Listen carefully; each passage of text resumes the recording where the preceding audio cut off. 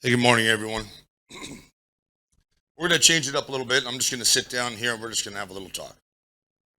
All right. I happen to be one of those growers, and I thank you for everyone out here today because you support guys like myself. I started this game 30 years ago. Back then, it was a dark and narrow path. We didn't call it a legacy market. We just called it what we were doing for passion, for love for the plant. But it was a dark and narrow path, and that pathway had a lot of goblins, ghosts, and policemen who wanted us, who are after us, who didn't want us to do what we were doing, but we did it anyway. The legacy market began a long time ago, long before I did, but I joined about 2001 with the understanding of what the plant could really do for people. I happened to be a paramedic captain in the Los Angeles City Fire Department. I started off in 1991.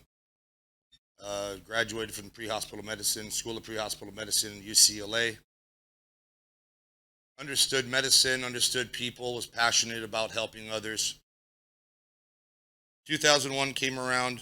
I was still working as a firefighter. I never smoked cannabis before, but I bought a first house, and my neighbor said, "Hey, why don't you just grow cannabis?" I said, "I don't want to do that. I'm a fireman. I got a badge." He said, "Hey, come on." So I started learning, and that's how I learned. It's a skill, it's a process, it's a challenge.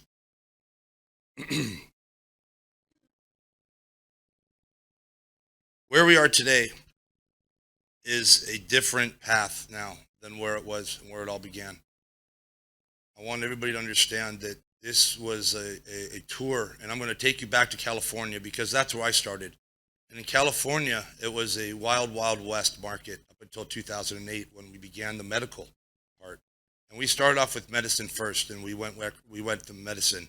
And we said you had to go see a doctor, and you had to get this little card, and the doctor said, "Oh, you have a headache? Here, go get some cannabis. Oh, you got a toe pain? Go get some cannabis." But then it became legit, and they really started to emphasize the need for ailments. And so we really started to look into different kinds of strains that would attack or take care of the ailment for the client. If you had back pain, if you had anxiety, if you had nausea or sleep deprivation, or for our cancer and our AIDS patients that didn't have an appetite, there were strains that we were creating back then that are still today very viable and very important, that could attack and could assist in each and every ailment. People don't understand genetics today. And today, genetics is an incredibly important part that we're starting to find out. Anybody can put water on a green thing and watch it grow. That's easy to do. But to create medicine out of a plant and know which plants and what strains are going to help that patient, that's what's important. That's what really matters. You know, we could talk about the black market, we could talk about the legal market, we could talk about everything in between, but that's not what we're here for. I think we're all here because we really are passionate about where we're headed and where this market's going to take us in the future. I really believe that medicine is what the plant could do, but we have to work with the people that can bring out the best within that plant. Look, I'm just a grower, guys. I do nothing special. I've grown for 30 years. I've grown some of the best strains. I've crossed some of the best strains. I've worked with some of the greatest growers out there in the world, and they are the ones who we need to give thanks to. Those are the ones who have led this charge to where we're all walking on this path now today. You know, I'll tell you a story. It was supposed to be just a nice afternoon, going to go see some friends and deliver some product to them. And it was a comfortable afternoon. It was a nice breezy day, but during that process, something changed, and out of the bushes came two guys with guns. Now, this is just a regular, nice conversation deal, but when guns start getting involved, things start happening and things change. People get scared. This is the industry that was really everyday life for a lot of us back then, and this was 15 years ago. 10 years ago. Still today in LA in the black market, well, it's even worse. And that's why we're here today, to create a legitimate market. and to bring to light opportunities that we can bring to the market for the people. All right.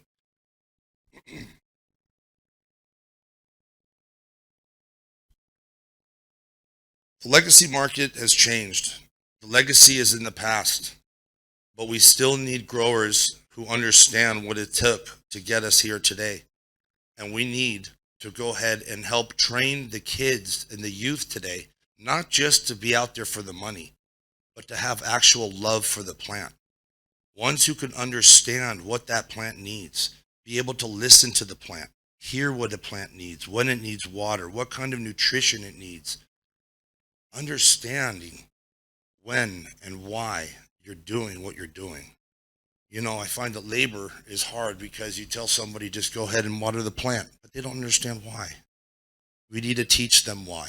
We need to help them and learn and create programs such as a mentor program for children, for youth to understand the plants, create educational programs for legacy growers and growers alike that can understand the different values of cultivars and how, when brought together, how we can create strains to help certain ailments. We really need to go ahead and assist others in creating programs that we can help others.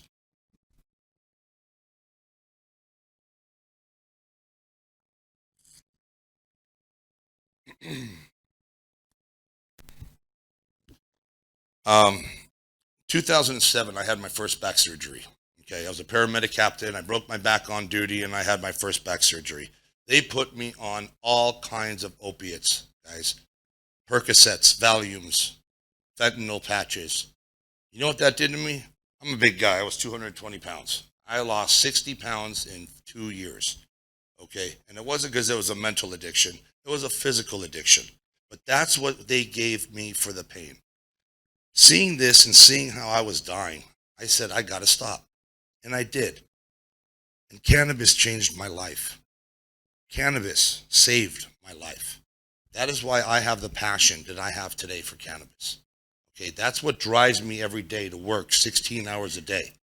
That's what drives me every morning to wake up and try and create new cultivars to assist others so that they don't have to take fentanyl.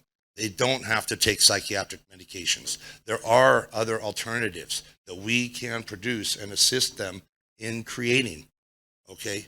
But it's going to take people like yourselves. You guys are the ones who are going to assist us. We're here to assist you, but we need your help.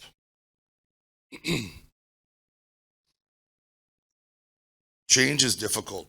And right now in Thailand, we're seeing the change go from recreational, where it just was wild, wild west, to now they're going to bring it back down to medical. And there's many people here today that are going to speak on more informative than I will about it. Nevertheless, it's something that we have to embrace. And I think the more that we could come together as a team, as a culture, as a community, and work together as a team and be there for one another. And that's something that, you know, as far as legacy goes, we never did it. It was really quiet. It was really, you know, your own crew, and you kept things to yourself. You didn't want to share information with anybody. Today, it's different. Today, we want to share information with others. I want to go out there and help others learn how to grow the best cannabis in the world, what nutrients to use, what are pesticides, and why do we need them? Well, you don't. There's other alternatives to pesticides. There's other alternatives to you know, harsh chemicals and things. And it's the knowledge and the experience that we can bring together and share in forums such as these that will embrace that and allow us to continue moving forward. Technology today is a lot different than it was. That's for sure. LEDs and Athena and dosatrons and all this automated stuff and everything else. Boy, I remember when it was just a pump and a hose and put the water on the green stuff there. But you know, a lot of it's changed, and we need to embrace that as well. You know, and there's men in this room that will assist us with that. Getting together and getting things tested and really making sure that we have that quality control is extremely important.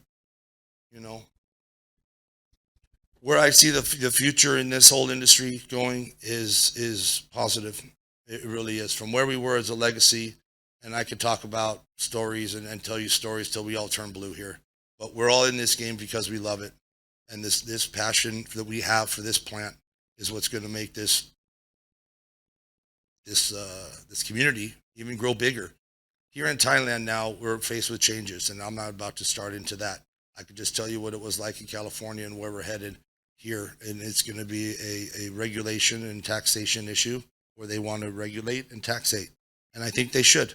I think that we do need governmental oversight. As was pointed out, there's a lot of pesticides and mold and nastiness going on in the dispensaries here today that really doesn't have to be. In just the last year that I've been here, boots on the ground in Thailand, I've seen a significant difference in the quality of the work. A year ago, it was pretty bad.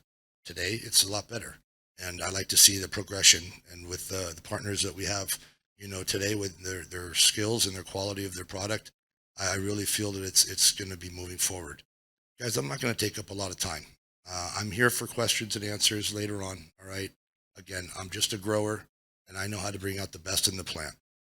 But the path that we're on today is a lot brighter and a lot wider than the path that we started 30 years ago. That's it. Thank you very much.